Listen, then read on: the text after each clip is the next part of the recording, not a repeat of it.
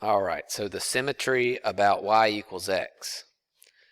If you know from our, y equals x is a line, so we know how to create line objects.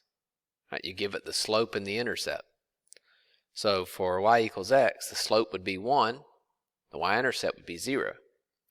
So in graph program, not only am I going to create an exponential e, I'm going to create a line L, which is a new line like that, right? The slope is 1, the y-intercept is 0, and then I'm going to draw the function L. Remember, line is a function. So I draw the exponential function, I draw the inverse function, and here I'm drawing the function, the line. And you can see this is line y equals x.